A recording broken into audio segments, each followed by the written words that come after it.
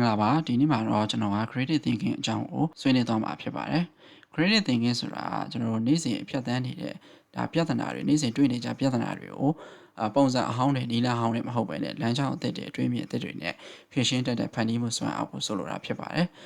creative thinking လို့ပြောလိုက်တာနဲ့အနုပညာရှင်တွေအတွက်တီးသန့်မဟုတ်ပဲねကျွန်တော်တို့လုပ်ငန်းခွင်မှာပဲဖြစ်ဖြစ်နေ့စဉ်ဘဝမှာပဲဖြစ်ဖြစ်ပေါ့နော်မမျော်လင့်ပဲကြုံလာတဲ့အခက်အခဲတွေကိုအခွင့်အလမ်းဘယ်လိုပြောင်းလဲတွေးခေါ်မလဲဆိုတော့ဒါအရေးကြီးတဲ့ skill တစ်ခုဖြစ်ပါတယ် creative thinking ရှိတဲ့လူတစ်ယောက်ကပြဿနာတစ်ခုကိုဘယ်လိုအကောင်းဆုံးဖြေရှင်းမလဲဆိုတော့မေးခွန်းတွေအမြင်မေးတွေရှိတယ်သူများတွေမမြင်နိုင်တဲ့အခြေအနေတွေကနေပြီးတော့ဆက်ကြည့်တတ်တယ်ပေါ့နော်နောက်ပြီးတော့သူတို့မှာစူးစမ်းလိုစိတ်ပြင်းပြတဲ့လက္ခဏာတွေရှိတယ်သူကအမှားလုံးမိပါဘူးလည်းမကြောက်ဘူးစမ်းသပ်ကြည့်တတ်တဲ့ဒီ experiment mindset ရှိတဲ့လူတွေကိုကျွန်တော် creative thinking ရှိတဲ့လူတွေလို့ပြောလို့ရတယ်ပေါ့နော်ဒီအတွေးခေါ်ရှိမယ်ဆိုရင်ကျွန်တော်ဘယ်လိုအခြေအနေမျိုးမဆိုဘယ်လိုမျိုးပြဿနာမျိုးမဆိုပေါ့နော်ပုံမလွယ်ကူမြန်ဆန်ပြီးတော့ထိရောက်တဲ့အဖြေရှင်းနည်းတွေကိုသူတို့ကရှာတွေ့တတ်ကြတယ်အဲဒါကြောင့်မလို့ကျွန်တော်တို့ကအခုခေတ်မှာ creative thinking ဆိုတာမရှိမဖြစ်လိုအပ်တဲ့အရေးချင်းတစ်ခုဖြစ်ပါတယ်ဖန်တီးဖို့အသစ်တွေစတင်လှုပ်ဆောင်တဲ့အချိန်မှာကျွန်တော် curiosity လို့ခေါ်တဲ့စူးစမ်းလိုစိတ်ကအဓိကအခြေခံအုတ်မြစ်ပဲပေါ့နော်ဒါကိုကျွန်တော်တို့တိုးတက်အောင်လုပ်ဖို့ဆိုရင် why မေးခွန်းတွေအမြဲတမ်းမေးတတ်ဖို့လိုတယ်ဘာကြောင့်လဲပေါ့နော်ဘာကြောင့်လဲဆိုရင်မေးခွန်းတွေများများမေးတတ်ဖို့လိုတယ်အဲ့ဒါတွေကကျွန်တော်တို့အများကြီးတွေးစရာမလိုဘူးနေ့စဉ်ကြုံတွေ့နေရတဲ့ရိုးရိုးရှင်းရှင်းကိစ္စလေးတွေကအစကျွန်တော်တို့ကအသေးစိတ်ကိစ္စလေးတွေကိုဘာကြောင့်လဲဆိုတဲ့မေးခွန်းတွေမေးပြီးတော့ကျွန်တော်တို့က idea အသစ်တွေထုတ်လို့ရတယ်ပေါ့နော်ဒီပြဿနာကဘာကြောင့်ဖြစ်လာတာလဲဘယ်လိုအလုပ်လုပ်တာလဲဒီထက်ပိုကောင်းအောင်ဖြေရှင်းလို့မရဘူးလားဆိုတော့ကျွန်တော်တို့မေးခွန်းတွေမေးခြင်းအဖြစ် idea အသစ်တွေထွက်လာမယ်နောက်ပြီးတော့အတွေးခေါ်အသစ်တွေထွက်လာမယ်ပေါ့နော်ဆိုတော့အဲ့ဒီတော့ကျွန်တော် creative thinking ကိုလေ့ကျင့်ဖို့ဆိုရင် curiosity လို့ခေါ်တဲ့စူးစမ်းလိုစိတ်ကအဓိကအခြေခံအုတ်မြစ်ဖြစ်ပါတယ်နောက်ထပ်ဆွေးနွေးခြင်းတဲ့အချက်ကကျတော့ experience အသစ်တွေကိုစမ်းကြည့်ရပါတော့အတွေးခေါ်အသစ်တွေဖန်တီးမှုအသစ်တွေရဖို့ဆိုရင်ကိုယ့်ရဲ့နေ့စဉ်ဖြတ်သန်းနေကြ routine တွေကနေပြီးတော့တခါတည်းခွဲထွက်တတ်ဖို့လိုအပ်တယ်ပေါ့နော်အများနဲ့လုပ်နေကြအလုပ်တွေဖြည့်ရှင်းနေကြနီလာဟောင်းနေတယ်ပဲကျွန်တော်တို့ကလှုပ်ဆောင်နေမှာဆိုလို့ရှိရင်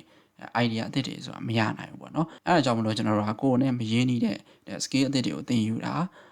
ာလေ့လာကြည့်တာနောက်ပြီးတော့ကိုယ်တစ်ခါမှမသွားဘူးတဲ့ environment အသစ်တွေကိုသွားကြည့်တာပေါ့နော်အဲ့ဒါတွေကကြတော့ကျွန်တော်တို့ရဲ့အုံနောက်ကိုပြန်ပြီးတော့နှိုးကြစေတယ်အတွေ့အကြုံအသစ်တွေကနေပြီးတော့ရရှိလာတဲ့မတူညီတဲ့ရှုထောင့်တွေကလည်းကျွန်တော်တို့ကအတွေးခေါ်အသစ်တွေ idea အသစ်တွေကိုရစေတယ်ပေါ့နော်အဲ့ဒါကြောင့်မလို့ကျွန်တော်တို့က experience အသစ်တွေကိုလည်းစမ်းကြည့်ဖို့လိုအပ်ပါတယ်နောက်တစ်ချက်ကကျတော့စာဖတ်တာနဲ့တစ်ခုကိုလေ့လာတာပေါ့နော်စာဖတ်တာပဲဖြစ်ဖြစ်ကျွန်တော်တို့အကြောင်းအရာတစ်ခုကိုလေ့လာတာပဲဖြစ်ဖြစ်အဲ့လိုမျိုးအနေချင်းတွေက creativity ကိုအများကြီးထောက်ကူပြုတယ်အထူးသဖြင့်ကိုလုံးနေကြတဲ့ဘက်တစ်ခုတည်းမှာမဟုတ်ဘဲနဲ့စီးပွားရေးဖြစ်ဖြစ်အနုပညာဖြစ်ဖြစ်စိတ်ပညာဖြစ်ဖြစ်ပေါ့နော်တခြားသော level မျိုးစုံကိုစူးစမ်းလေ့လာခြင်းဟာမတူညီတဲ့အတွေ့အခေါ်အစပြောက်လေးတွေကိုရရှိစေတယ်ပေါ့နော်အဲ့လိုမျိုးရလာတဲ့ knowledge တွေကိုပြန်ပြီးပေါင်းစပ်လိုက်တဲ့အခါမှာထူးခြားဆန်းသစ်တဲ့ idea အသစ်တွေထွက်ပေါ်လာတတ်တယ်အဲဒါကြောင့်မလို့ကျွန်တော်တို့ level ဆုံးအကြောင်းအရာတွေကိုနိုင်ရှင်ဖတ်ရှုပြီးတော့ဖြန့်ချလေ့လာခြင်း creative thinking ကိုအများကြီးအထောက်အကူပြုစေပါတယ်နောက်တစ်ချက်ကကျတော့ observation ပေါ့နော်စောင့်ကြည့်တာပေါ့နော်ကျွန်တော်တို့ကဖန်တီးမှု idea ကောင်းလေးဆိုအလိုလိုဖြစ်ပေါ်လာတယ်ပြောတာမဟုတ်ဘူး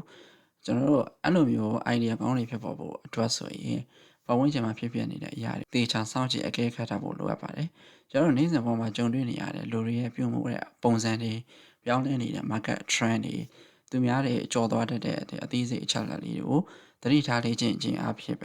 ဲကျွန်တော်တို့အဖို့တန်တဲ့ inspiration တွေရလာတတ်တယ်ပေါ့နော်။ဥပမာ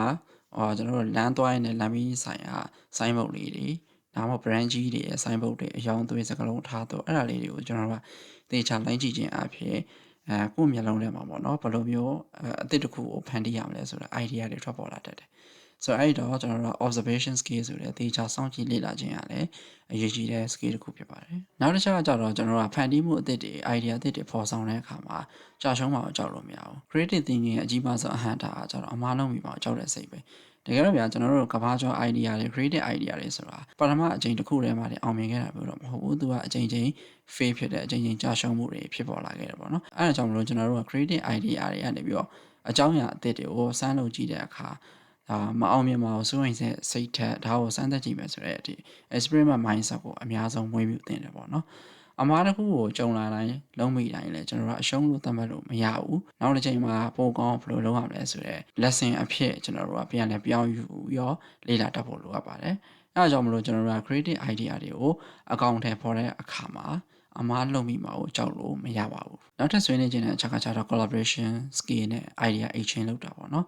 ကျွန်တော်တို့က idea ကောင်းတစ်ခုကိုဖန်တီးတယ်ဆိုတာကတယောက်တည်းစဉ်းစားနေတာလည်းစားလို့ရှိရင်တခြားသူတွေနဲ့ပေါင်းပြီး group discussion လုပ်တာပိုပြီးပြည့်စုံတယ်။ဘာလို့လဲဆိုတော့လူတယောက်တည်းစဉ်းစားလို့ရှိရင်တယောက်တည်းအတွေ့အကြုံ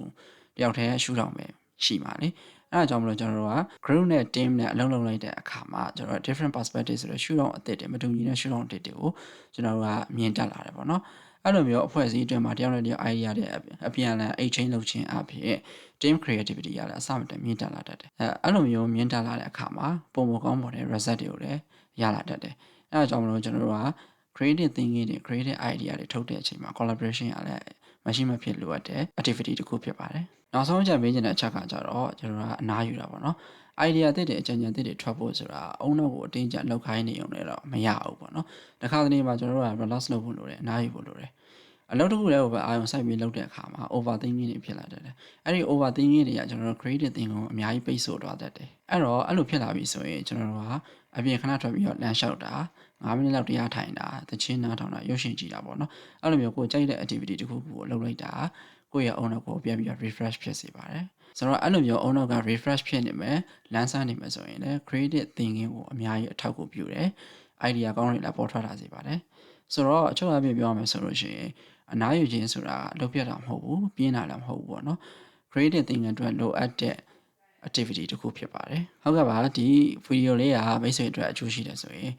ကျွန်တော်ရဲ့ channel လေးကို subscribe လေးလုပ်ခဲ့ပြီးလို့ရပါတယ်เนาะနောက်နေ့တွေမှာလည်းနောက်ထပ် idea တွေအသစ်တွေနဲ့အတူပြန်လာခဲ့ပါမယ် video လေးကိုအဆုံးထိကြည့်ရှုပေးရတဲ့အတွက်ကျေးဇူးအထူးပဲတင်ရှိပါတယ်ခင်ဗျာ